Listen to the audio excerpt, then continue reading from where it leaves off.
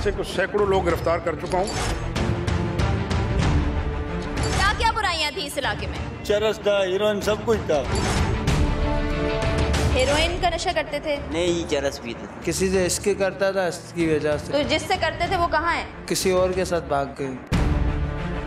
वो ठीक होकर जाना और ये इस लानत से मुझे बिल्कुल छुटकारा हासिल करना है। अभी बस अपने इलाज करेगा और अपना एक बच्चा है मेरा, उसका ख्याल करेगा। और अभी तक हम तकरीबन 18,000 पेशेंट्स को ट्रीट कर चुके हैं।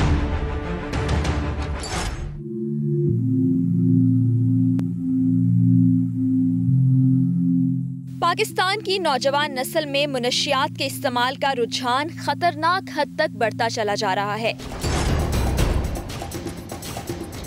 और ये चीज भी देखने में आई है कि जो लोग मुनशियात का इस्तेमाल करते हैं वो उसको बेचने का काम भी करते हैं। टीम अवाम की आवाज ने ऐसे बहुत से इलाके अपने प्रोग्राम के जरिए आपको भी दिखाए जहां मुनशियात का इस्तेमाल खाने से भी ज्यादा किया जाता है।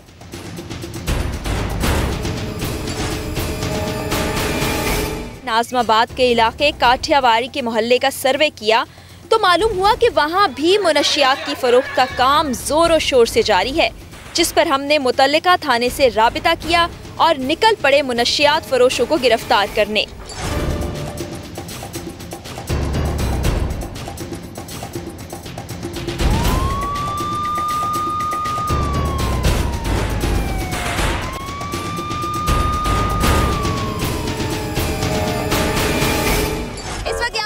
तलाशी ली जा रही है और इन पे मुनशियात बेचने का खदशा जाहिर किया जा रहा है। कोई यहाँ से गिरफ्तार कर लिया गया, अभी पुलिस अपनी कार्रवाई की तो यहाँ से गिरफ्तार कर लिया गया और यहाँ से मेरे ख्याल है आगे भी जाएंगे। ये देखें इस मेन बाजार से अब हम और आगे जा रहे हैं क्योंकि ऐसा है कि इस गैंग के और लोग भी हो सकते हैं। और एकदम से इनके पास इत्तलात मौसूल हुई है कि यहाँ पर जो मुनशियात बेचने वाले वो काफ़ी एक्टिव है, इन्होंने बहुत खात्मा किया यहाँ पे। तो एक मतलब फिर से यहाँ पे फौरी तौर पे यहाँ से निकले हम लोग थाने से। अब देखते हैं कितने लोगों को गिरफ्तार करने में कामयाब होते हैं। यहाँ पे जितने लोग मिल रहे हैं जो कि मशकूक नजर आ रहे हैं उनकी तलाशी ली जा रही है और तलाशी लेने के बाद उनको जो ऐसा है कि जिसके पास मुनशियात मौजूद है उनको गिरफ्तार किया जा रहा है। यहाँ पे एक और उनको शख्स मिला है जिसकी तलाशी ली जा रही है।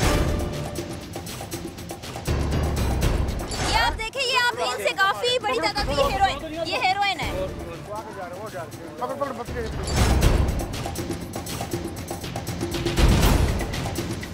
यहाँ पर मुनशियात फरोशों को गिरफ्तार करने में दुश्वारी का सामना करना पड़ रहा था क्योंकि तंग गलियां और इलाका मकीनों का गठजोड़। एक शख्स हेरोइन की पुड़ियां छोड़कर इन गलियों में रुपोश हो गया और जब उसके घर वालों से ही कहा गया कि उसे पुलिस के हवाले किया जाए तो इस घर की खवातीन ने एक तूफान बदतमीजी बर्पा कर दिया कि उनको गोली मारकर ही इस शख्स को गिरफ्तार किया जा सकता है।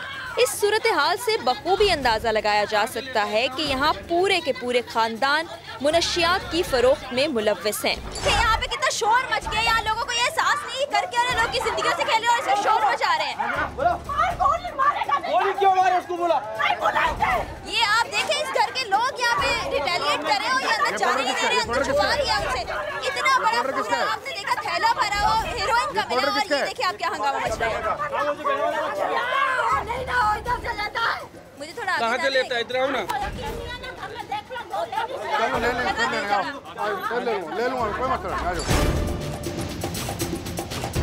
आपने देखा है कि ये इन्होंने उसको छुपा लिया, यहाँ से भगा दिया और ये कितना शोर हंगामा करें कि मीडिया वाले आ जाते हैं, पुलिस वाले आ जाते हैं, बस एक दूसरे पे इल्जाम तराशी करें कि यहाँ नहीं जाए आप वहाँ जाएं। अब यहाँ पे और लोगों की इत्तलात वहाँ जा रहे हैं, हम यहाँ से बढ़ के आगे वहाँ जा रहे हैं।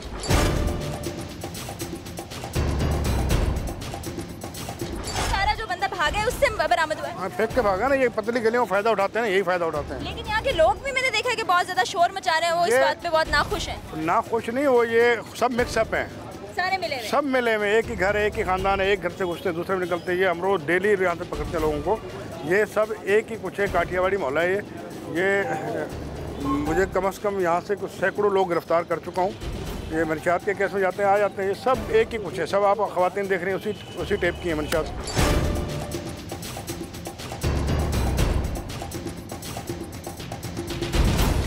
आप लोग क्यों नहीं आवाम साथ देते हैं? हमारा मुनशियात गलियों में घुस जाते हैं, कोई भी किसी घर में घुस लेता है उसको सपोर्ट करते हैं। अभी तो कुछ नहीं है, पहले काम पर चलते हैं, अभी तो उधर कुछ भी नहीं है। अभी जो लोगों को गिरफ्तार किया ये कहाँ से आ गया?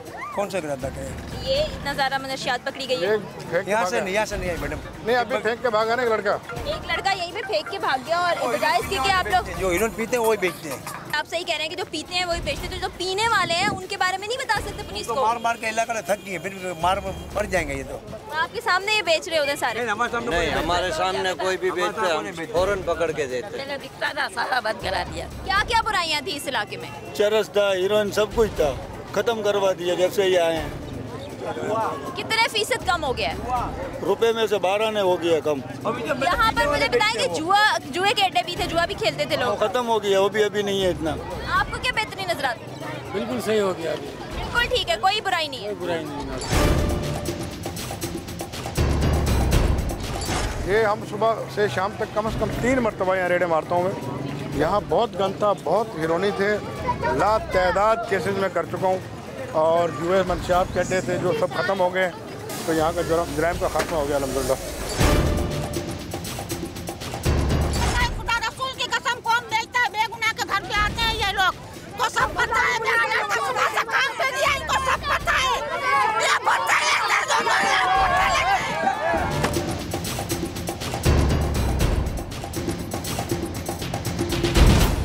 जैसा कि हम अपने पहले प्रोग्राम में भी बताते हैं कि इसको टोकन का नाम दिया जाता है। ये 100 रुपये का एक टोकन मिलता है, जो कि इनके लिए एक टोकन तो नहीं, 8-10 टोकन काफ़ी होते हैं। और ये देखिए काफ़ी सारी पूरी है मेरे घर में, 100 से ज़्यादा इसके साथ।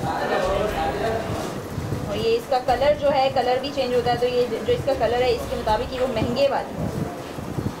अब तो प्रोग्राम करने के बाद हमें भी अंदाज़ा होने लगा है कि किस किस्म की चीज़ जो है उसकी क्वालिटी कैसी होगी। ये जो अभी लोगों को गिरफ्तार किया है, इनको अब इन पे केस होगा ऑफ कोर्स, और उसके बाद कितनी सज़ाएं होती हैं, उनको कितने अरसे में वापस आते हैं? सबसे बड़ी मसला ये सज़ाओं का ही है कि ये मंशियात का केस होता है, बड़ी जल्द जमानत पे आ जाते हैं, चंद दिनों में, 6 महीने, 2 महीने में, 3 महीने में, 4 महीने में। अच्छा, आपको इस इलाके में परेशानी तो होती होगी, क्योंकि अभी हमने देखा एक तो गलियां बहुत तंग है, फिर लोग एकदम से बहुत ज़्यादा ये देखने के बाद कि पुलिस आई है तो शोर हंगामा शुरू कर देते हैं और कोऑपरेट नहीं करते। सबसे बड़ी प्रॉब्लम हमें यहाँ पे जो होती है ख़वातीन की है। ये ख़वातीन जो इतनी सुलझाई हुई हैं, इनके सीखी हुई हैं कि मर्दों से ज़्यादा एक्टिव है। मर्द पीछे रहते, ख़वातीन आ जाते हैं। अब ख़वातीन के साथ अगर हम कोई बदतमीज़ी का मिसबिहेव हो जाए तो यही मीडिया इसको उजागर करेगा, देखो जी पुलिस ने जुल्म कर दिया, ज़्यादती कर दी, जबकि ये ख़वातीन ही मंशियात फरोश हैं। सबसे बड़ी प्रॉब्लम ये है, यहाँ पर गलियाँ पतले आपने खुद देखी हैं, और ये टोटल घर जो हैं एक ही ख़ानदान के हैं, एक दूसरे को सपोर्ट करते हैं। जिस जो औरतें चिल्ला रही थी वो इसलिए चला रही थी कि उनका कारोबार बंद हो गया, उनकी रोटी रोज़ी यही थी, जो कि हमने वो बंद कर दी। बहरहाल हमने अल्हम्दुलिल्लाह यहाँ पे यूँ समझ लें आप 90% जो जराइम यहाँ जो एक मेन थी बकरी वाली करके, फातिमा बकरी वाली मशहूर ज़माना थी, उसको बहुत रेडें मारी गई, गिरफ़्तार नहीं हो पा रही थी, तो हमने उसको भी गिरफ़्तार किया और अभी तक वो जेल में है। उसके 3 बेटे हैं, वो भी जेल में हैं। बिल्कुल, अभी भी आपने देखा कि किस तरह से जब पकड़ने की कोशिश की गई उस लड़के को जो ये सारी हेरोइन की थैलियाँ फेंक के, टोकन फेंक के वहाँ से फ़रार हुआ है, तो घर में ही वो उसने पना लिया। और ख़वातीन बिल्कुल घर के बाहर निकल आई थी, गली में शोर हंगामा, और फिर ज़ाहिर है पुलिस को भी चादर और चारदीवारी का जो तकद्दुस है उसको मलहूज़ खातिर रखते हुए तो ये कार्रवाई में बहुत मुश्किलात का सामना होता है। तो जो इलाका मकीन है वो अगर चाहते हैं कि इस किस्म की जो बुराइयाँ उनके इर्द गिर्द से ख़त्म हो जाए तो उनको भी कॉपरेट करना पड़ेगा, चाहे वो आपके घर में रहने वाला बच्चा ही क्यों नहीं हो। आज अगर उसको सज़ा मिल जाएगी तो कल को वो पाकिस्तान का अच्छा शहरी बनेगा। तो आप भी इस जिम्मेदारी का एहसास करें। हेरोइन का नशा करते थे? नहीं, चरस पीते। किसी से इसके करता था, इसकी वजह से। तो जिससे करते थे वो कहाँ है? किसी और के साथ भाग के कोठी को जाना, और ये इस लानत से मुझे बिल्कुल छुटकारा हासिल करना है। अभी बस अपने इलाज करेगा और अपना एक बच्चा है मेरा, उसका ख्याल करेगा। और अभी तक हम तकरीबन 18,000 पेशेंट्स को ट्रीट कर चुके हैं।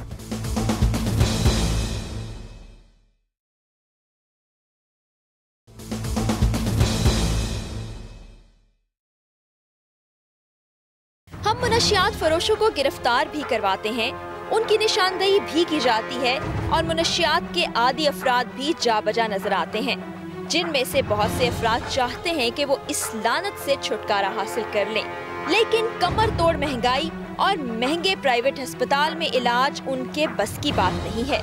तो सवाल ये है कि क्या कोई ऐसी जगह मौजूद है जहां पर उनका इलाज मुमकिन हो सके? आइए आज टीम अवाम की आवाज आपको एक ऐसी जगह ले जाती है जहां मुनशियात के आदी नौजवानों, बुजुर्गों, खवातीन और बच्चों का तसल्ली बख्श इलाज होता है, और वो भी बगैर किसी खर्च के।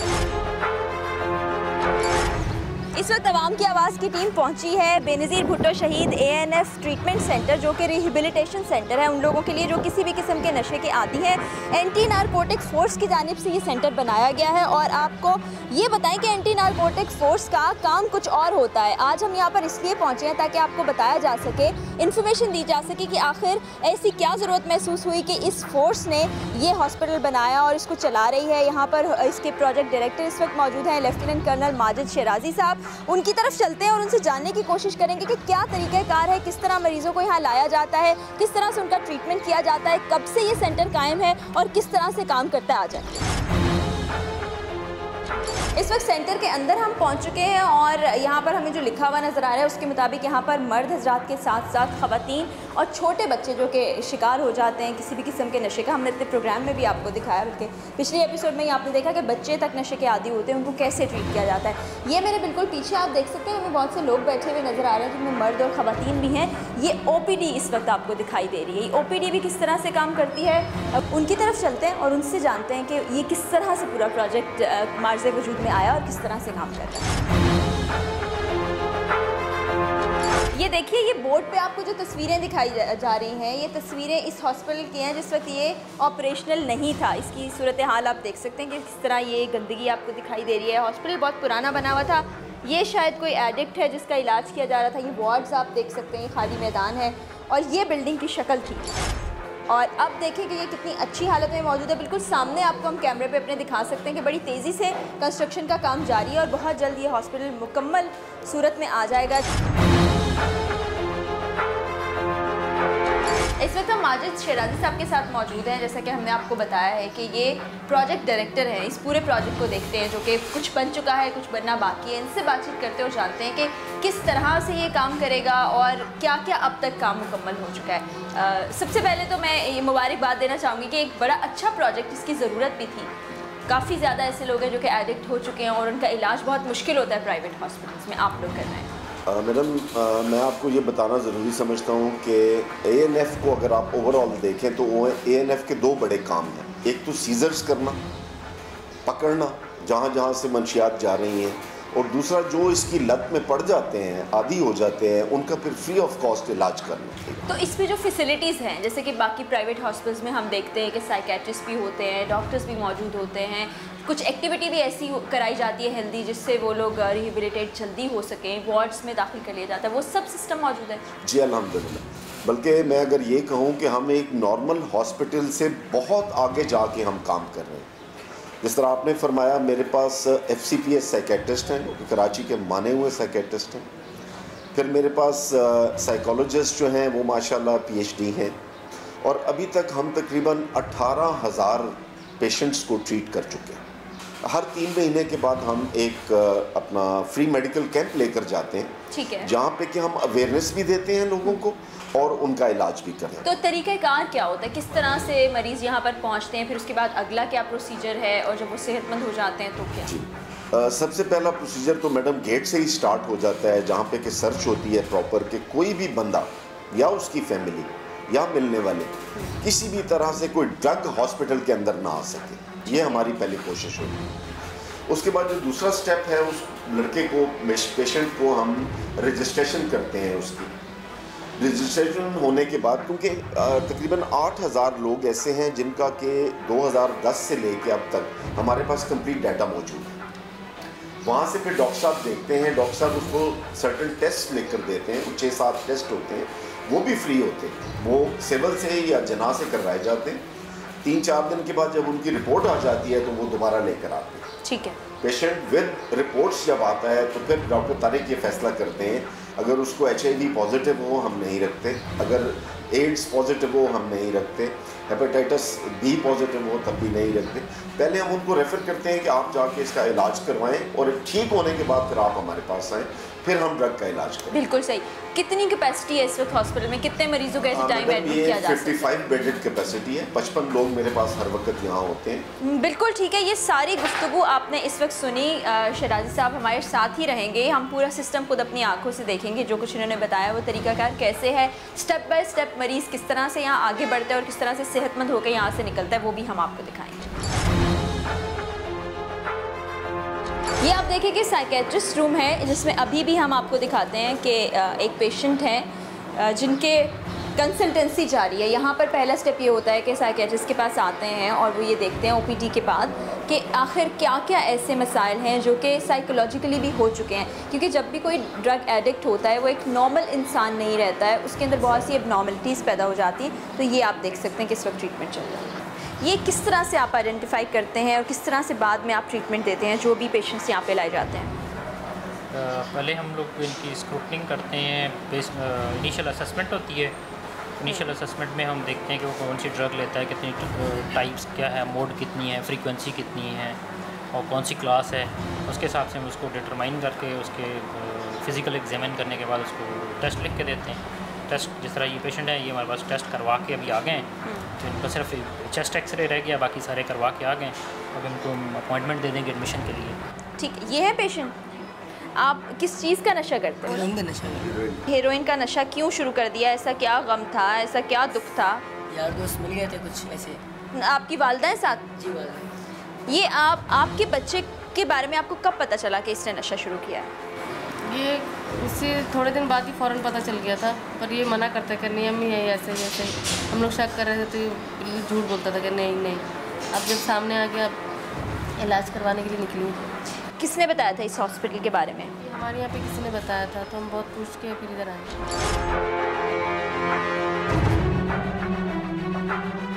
हम बहुत से लोगों को बैठा हुआ देख रहे हैं, ये क्या पेशेंट्स हैं?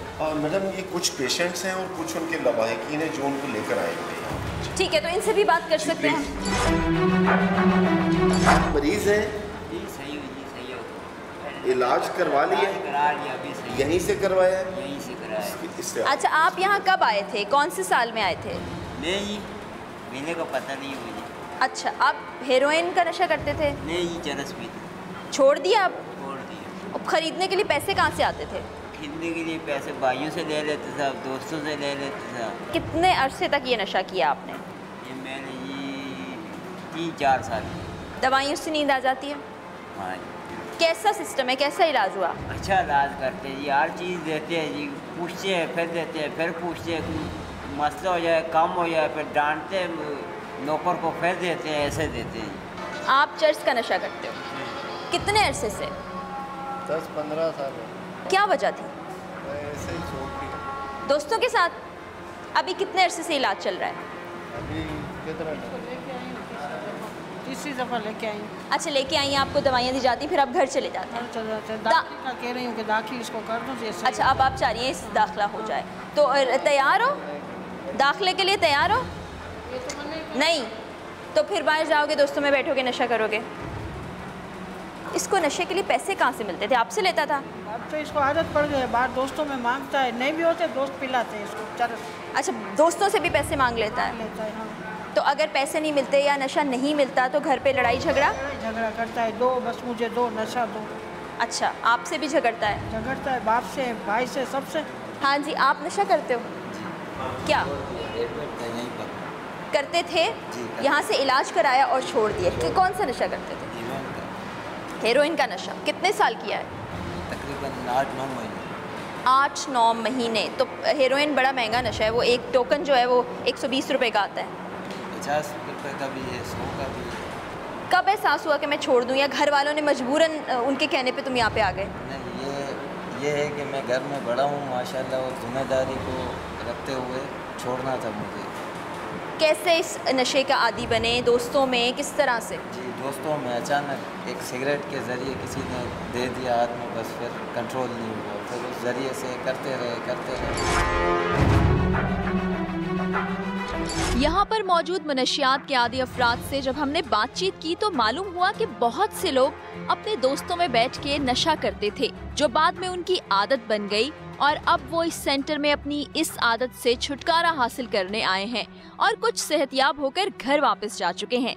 लेकिन यहाँ से जाने के बाद भी इनको काउंसलिंग के लिए बुलाया जाता है और अस्पताल से जाते वक्त भी उनको खुसूसी हिदायत दी जाती हैं, जैसा कि इस वक्त ये डॉक्टर साहिबा एक मरीज को जाने से पहले हिदायत दे रही हैं। अच्छा डॉक्टर साहब, ये जो बच्चा आपके सामने बैठा हुआ है, ये मुझे लग रहा है कि सेहतमंद हो गया और ये डिस्चार्ज कार्ड इसका सामने रखा हुआ है। बिल्कुल, ये आज इनके तकरीबन 1 महीना पूरा हो गया जब से आए हुए हैं। अब ये इस काबिल है कि यहाँ से जा सकते हैं, काम कर सकते हैं और अपनी फैमिली के साथ दोबारा से एक नई ज़िंदगी शुरू कर सकते हैं। कैसे किया था नशा शुरू और कितनी उम्र में किया था? मेरी एज थी 17 साल। 17 साल की उम्र में नशा शुरू कर दिया। उस ज़माने में बच्चे सोचते हैं कि हमारा मुस्तकबिल क्या होगा, हम पढ़ेंगे क्या, हम करेंगे क्या, क्या वजह क्या थी? जो भी कर रहा था, दोस्तों में बैठते थे, कुछ माहौल ऐसा था, दोस्तों यारों के साथ बैठते थे, खुद स्मोक करता था मैं, स्मोक करते करते ड्रग्स लेने लगे। कौन सी ड्रग्स का नशा करते थे? अब ऐसा तो नहीं होगा वापस उन्हीं दोस्तों में जाओगे, वहीं बैठोगे, फिर नशा करोगे? ये पक्का वादा है? इंशाल्लाह मैं जॉब करूँगा। अल्लाह इनको सेहतमंद ज़िंदगी गुजारने की तौफीक अता फरमाए। और ये जो हॉस्पिटल है, ये हमारे तवज्जो से हम आपको ये बता रहे हैं कि ये हॉस्पिटल यहाँ मौजूद है। अगर कोई ड्रग एडिक्शन का शिकार हो चुका है तो वो यहाँ पर आ सकता है, उसका इलाज होता है, फिर फॉलोअप सेशंस भी होते हैं कि वो घर जाके दोबारा ये नशा नहीं शुरू कर दे। तो आप लोग भी यहाँ अपने इर्द गिर्द जो करीबी लोग देखते हैं, कोई दोस्त देखते हैं, कोई नशे का आदी देखते हैं, तो उसको यहाँ पर भेज सकते हैं और 1 रुपया भी यहाँ पर इलाज के लिए नहीं लिया जाता। यहाँ पर ओपीडी भी मौजूद है, जहाँ रोजाना की बुनियाद पर मरीजों को देखा जाता है। अब हम आपको दिखाते हैं कि ओपीडी कैसे काम करता है और मरीजों को अस्पताल में दाखिल करने का क्या प्रोसीजर है। अच्छा, ये रजिस्ट्रेशन का प्रोसेस किस तरह से होता है? सबसे पहले जो मरीज़ आता है उसके बारे में हम सारी की सारी तफसीलात लेते हैं कि कौन सा मरीज़ क्या नशा करता है, तो उसके बाद फिर उसकी रजिस्ट्रेशन स्टार्ट करते हैं। फिर वो आगे कंसल्टेंसी करते हैं और सारा प्रोसीजर जारी है। ये आप देखिए कि अभी इसका इलाज के लिए इससे स्पेसिफिकेशंस बताई जाएंगी, इससे पूछा जाएगा कि ये किस किस चीज़ों का आदिफ रहा है और उसके लिए मेडिसिन क्या होगी। ये देखिए आप प्रोसीजर। हीरोइन किस तरह इस्तेमाल करते हैं? नाक से रोज़ कितने की करते हैं आप? 700 कितना करते हुए? तकरीबन 2 साल। चरस भी कितना अर्सा इस्तेमाल किया आपने? 3 से 4 महीने। अफीम, तरियाक? अफीम खाया भी है, पिया भी है। वो कितना अर्सा इस्तेमाल किया आपने? 2 महीने। क्रिस्टल तो तकरीबन 1 साल की। शराब तकरीबन साल तो पिया। भंग पापड़ खाए भंग वाले बस। नींद की गोलियां, जेनेक्स, रेस्टोरेंट, 81 रेस्टोरेंट। ये क्यों शुरू किया नशा आपने? बस नहीं छूटता है, पड़ोसी था उसने इधर से इलाज करा, उसने छोड़ दिया तो मैं भी इधर आ गया। अच्छा डॉक्टर साहब, यहाँ मैं देख रही हूँ, मैं इससे भी बात करना चाहूँगी, आपसे भी बात करना चाहूँगी। इतने सारे नशे, सारे ही नशे कर लिए हुए तुमने? हर तरह का नशा ट्राई किया? किसी से इसके करता था, इसकी वजह से। तो जिससे करते थे वो कहाँ है? वो मतलब अभी किसी और के साथ भाग गई। तो जो भाग गई किसी और के साथ, उसके लिए तुम अपनी जान पे ये जुल्म कर रहे हैं, कोई एहसास नहीं है तुम्हें? अब मुझे इस बात में हंसी भी आ रही है कि मतलब ये कह रहा है कि जिस किसी से ये मोहब्बत करता था वो भाग भी किसी और के साथ गई और उसके गम में भी नहीं की ना उसने, मतलब लापता हो गई वो। तो तुम भी ये चाहते हो कि तुम नशा करके लापता हो जाओ, एक दिन घर वालों को भी नहीं मिलो? नहीं। तो ये अच्छी बात थोड़ी है। खुद आए हो जी। तो ये मुझे बताओ कि ये किस चीज़ से काटा हुआ है तुमने अपनी बाजू को? ये तो मैंने शीख से नाम लिखा है, बाकी ये तो ये नाम किसका लिखा हुआ? अपना लिखा हुआ है या जो भाग गई उसका लिखा है? नहीं, ये मेरा है और ये उसका। अच्छा, ये किस चीज़ से काटा हुआ है? ये बुलेट से। अब मुझे ये बताओ, यहाँ आ गए हो तो यहाँ से भागोगे तो नहीं? नहीं। चलो अच्छी बात है। अच्छा डॉक्टर साहब, आप तो डेली बेसिस पे यहाँ मौजूद होते हैं, कितने पेशेंट्स आते हैं डेली? तकरीबन हमारे पास 30 to 35 पेशेंट जो है डेली ओपीडी। अच्छा, और किन किन इलाकों से ज़्यादा लोग आते हैं? ये ज़्यादातर अभी जो है ना बल्दिया टाउन से आ रहे हैं और उसके बाद लियारी, लौंडी, गोरंगी, एंटीरियर सिंध से। ठीक है, अब इस बच्चे को क्या एडमिट कर लिया जाएगा या इसको ओपीडी में? इसको हम जो है ना पहले टेस्ट लिख के देंगे, वो टेस्ट अगर वो हेपेटाइटिस बी, सी और HIV नहीं हुआ तो फिर इसको हम दाखिल करेंगे। ये आपने इसको एडमिट कर लिया है? हाँ जी, इसका एडमिशन था और इसे एडमिट कर। इसके टेस्ट क्लियर आए थे? ठीक है, ये फैमिली के साथ बच्चा आया हुआ है। कौन सा नशा कर रहे थे? मैं ड्रिंक करता हूँ। ड्रिंक कितने अरसे से? 7 साल से। ये फैमिली साथ आई हुई है? जी। आप इसकी माँ है? इसकी माँ हूँ।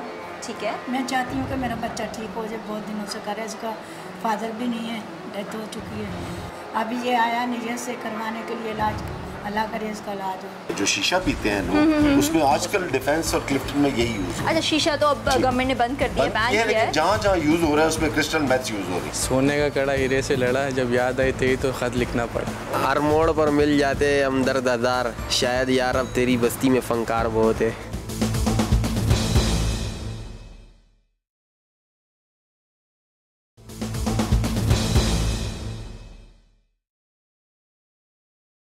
बेनज़ीर भुट्टो शहीद anti narcotics force treatment centre में जहां मरीजों का इलाज किया जाता है, वहां इस चीज का ख्याल भी रखा जाता है कि वो दीन से भी करीब रहें, जिसके लिए सेंटर के अंदर मस्जिद भी तामीर की गई है। ये मस्जिद भी हमने खुद बनाई थी। इसमें तकरीबन 100 से ज्यादा लोग जो हैं वो नमाज पढ़ सकते हैं। सिर्फ नमाज ही नहीं पढ़ते, हम उनकी स्पिरिचुअल थेरेपी भी करते हैं। यानी उनको कलमे सिखाते हैं, नमाज सिखाते हैं, कुरान सिखाते हैं और वापस जाके यहाँ से वो अल्हम्दुलिल्लाह पढ़ते हैं। ये है वो पूरा प्रोजेक्ट का अगला हिस्सा, जिसमें औरतें और बच्चों का इलाज किया जाएगा। वार्ड की तरफ चलते हैं, वहाँ देखते हैं कि कैसे मरीज हैं। अब यहाँ से हम जा रहे हैं डिटॉक्सिफिकेशन। बेसिकली बॉडी के अंदर जो चीज़ें मौजूद होती हैं उसको प्योर करने के लिए एक प्रोसेस होता है। उस रूम में जाएंगे, वो कैसे काम करता है वो भी फिर आप देखिएगा। खासतौर पे जो एडिक्ट्स होते हैं उनकी बॉडी में तो बहुत सी ऐसी चीज़ें होती हैं जिसको डिटॉक्सिफाई करना बहुत ज़रूरी होता है। आपका इलाज हो रहा है यहाँ पे? बिल्कुल। कितने अरसे से है यहाँ पे? एक हफ्ता हो गया तकरीबन। एक हफ्ता। कैसा फील कर रहे हैं आप? बहुत अच्छा, बहुत बेहतरीन हो रहा है। तो इरादा यही है ना कि ठीक होके जाना है यहाँ से? बिल्कुल ठीक होकर जाना और ये इस लानत से मुझे बिल्कुल छुटकारा हासिल करना। हाँ, घर जाना चाह रहे हो? तो जब तक ठीक नहीं होगे तो नहीं जाओगे, फिर जल्दी ठीक हो जाओ। वादों से कुछ नहीं होता। 15 साल से तो तुमने छोड़ा नहीं नशा, अभी रहो, जब ठीक होगे तो जाओगे। 1 महीना अब तुम्हें यही रहना है। अब छोड़। चलो अच्छी बात है, छोड़ दोगे, हम दोबारा आके देखेंगे छोड़ा है कि नहीं।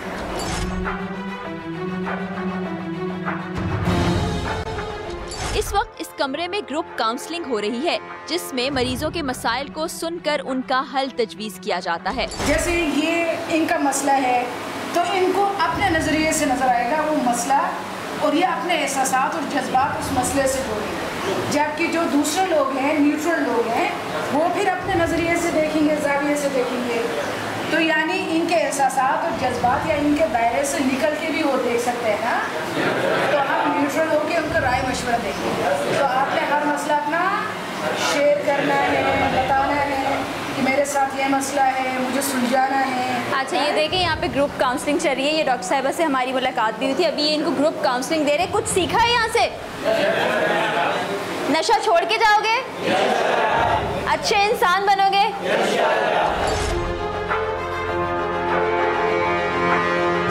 कब से यहाँ पे आए? बेहतर फील कर रहे हैं? चलें, आप शेर सुनाने के लिए आए थे, अब शेर सुनाए जरा। खाके गुलिस्तान से अंधेरों का उजाला होगा, आप सल्लल्लाहु अलैहि वसल्लम जिस घर में आए हैं उजाला होगा।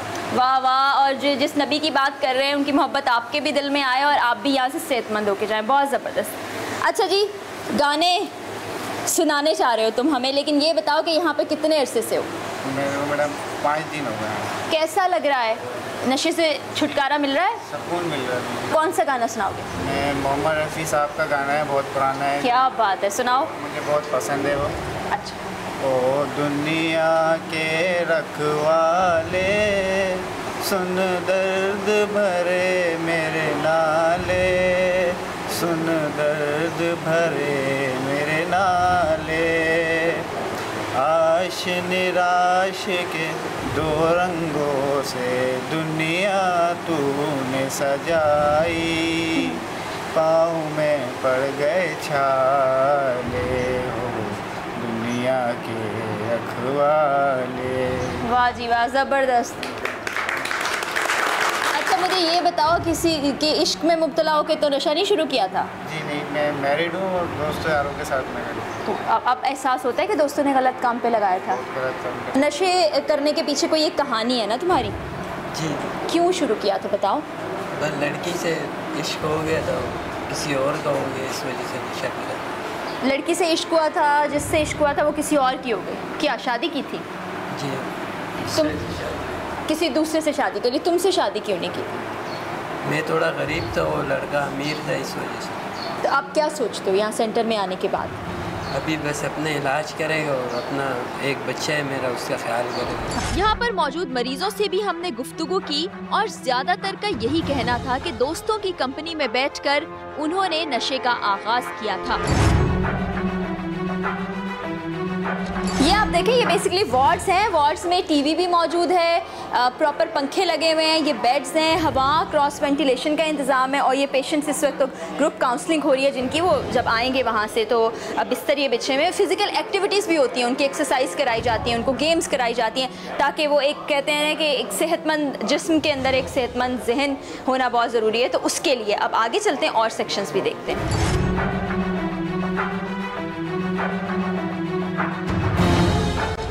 ये आप देखिए कि एक और वार्ड में हम दाखिल हो रहे हैं। यहाँ पे भी अच्छे खासे बेड्स लगे हुए हैं, टेलीविज़न है, ये सारे पेशेंट्स इस वक्त यहाँ पे बैठे हुए हैं, इनके आराम का वक्त है। आराम हो रहा है? जी हाँ। खेलते किस वक्त हो? शाम के टाइम, असर के बाद, नमाज पढ़ने के बाद। नमाज के बाद कौन कौन सी गेम्स खेलते हो? ज़्यादातर क्रिकेट और फुटबॉल खेलते हैं। ठीक है। और डॉक्टर साहब भी यहाँ मौजूद हैं, वो अभी पेशेंट्स के साथ शायद एक कोई फ्रेंडली सेशन कर रहे हैं, उनसे बात करते हैं। डॉक्टर साहब, डॉक्टर तारिक साहब हमारे साथ हैं। डॉक्टर साहब, अभी मिलने आए हैं आप पेशेंट से? जी, तो रूटीन का जो राउंड होता है वो मरीज़ देखने के लिए, वो मरीज़ हैं जो जाने वाले हैं, जाने से पहले मरीज़ों को असेस करके डिसाइड किया जाता है कि इनको मज़ीद रखना है या नहीं। अच्छा, कभी जो दवाएं आप इनको सजेस्ट करते हैं, देते हैं, कभी ऐसा होता है कि कहीं हमें दवाई नहीं खानी है, शोर हंगामा करें? ये सारी चीज़ें डिटॉक्स फेज़ में होती हैं, इनिशियल डेज़ में होती हैं। अच्छा। उसके बाद तो ठीक हो जाता है, साइकोलॉजिकली बेहतर हो जाते हैं, तो फिर इनमें इनसाइड आना शुरू हो जाती है कि हम बीमार थे नशे की वजह से और हमारे साथ ये प्रॉब्लम था, तो मुझे हमें इलाज करना चाहिए। मुझे ये बताएं, ये क्रिस्टल, जिस नशे की बात आप करें, क्रिस्टल मेथ, ये सुना है सबसे महंगा नशा है? जी, अभी जो पाकिस्तान में अवेलेबल ड्रग्स हैं उसमें सबसे महंगा नशा है और कराची में सबसे ज़्यादा हेरोइन के बाद इस्तेमाल होने वाला नशा है। और ये गुज़श्ता 6-7 साल से शुरू हुआ है, उससे पहले इसका ट्रेंड नहीं था। अच्छा, और ये नाक के ज़रिए से ही इसको? नहीं, इसको एक पाइप में ये लगा के, रॉड में लगा के, उसको फिर उसको नीचे से बर्न करके फिर उसको चेज़ करते हैं, स्मोक करते हैं। शीशे में भी ये इस्तेमाल होता है, जो शीशा पीते हैं लोग, उसमें आजकल डिफेंस और क्लिफ्टन में यही यूज़। अच्छा, शीशा तो अब गवर्नमेंट ने बंद कर दिया, बैन किया है, लेकिन जहाँ जहाँ यूज़ हो रहा है उसमें क्रिस्टल मेथ यूज़ हो रही है। डॉक्टर साहब अभी हमारे साथ मौजूद हैं जो कि काउंसलिंग करती हैं। तो डॉक्टर साहब, आपसे पेशेंट्स अटैच होते हैं या फिर आपको तंग करते हैं? नहीं, ये काफ़ी अटैच होते हैं आफ्टर डिटॉक्स, यानी शुरू के 4-5 दिन या 7-10 दिन के बाद वो इस काबिल हो जाते हैं कि हमारी बात समझ लें। फिर ग्रेजुअली ग्रुप सेशंस होते हैं जिसमें ये सब आइडेंटिफाई करने लगते हैं, फिर बात समझते हैं। हमें भी कुछ टेक्निक्स अप्लाई करनी होती है, बिल्कुल, ताकि क्लाइंट जो है हमारी तरफ से सिंपैथेटिक फीलिंग्स या एम्पैथेटिक फीलिंग्स गेन करे।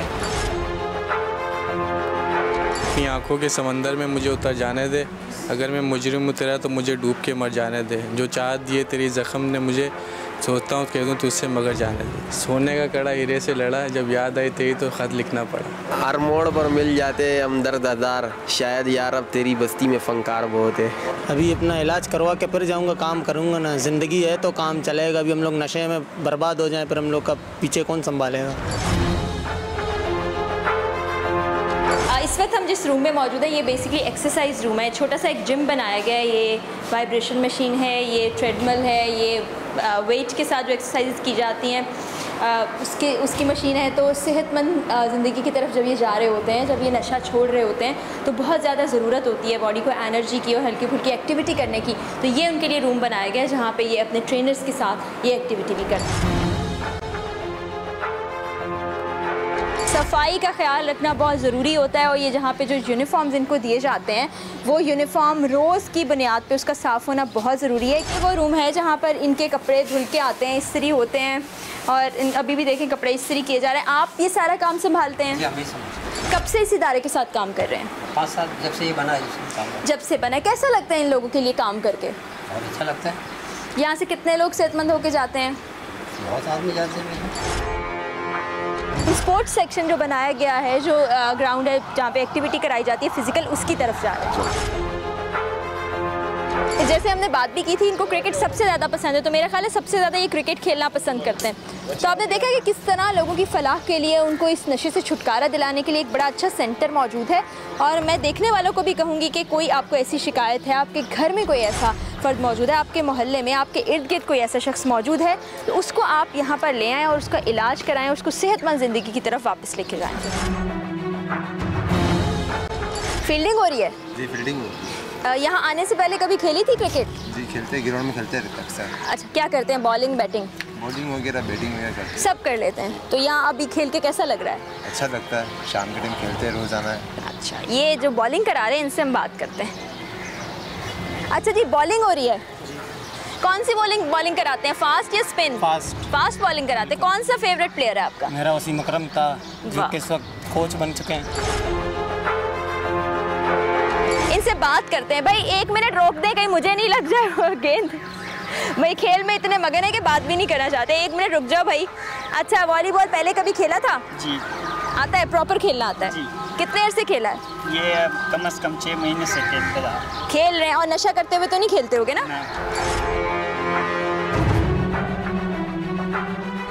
और यहाँ पे इदारा जो है बहुत ही एक अच्छा काम कर रहा है, आवाम की खिदमत कर रहा है। ये जो लोग हैं जो कि किसी भी वजह से नशे के आदी हैं और अफोर्ड नहीं कर सकते कि किस तरह से अपना इलाज कराएं महंगे प्राइवेट हॉस्पिटल्स में, तो एंटी नारकोटिक फोर्स ने ये इदारा कायम किया है जिसमें ये जो लोग हैं तमाम, ये वापस सेहतमंद ज़िंदगी की तरफ लौट सकते हैं।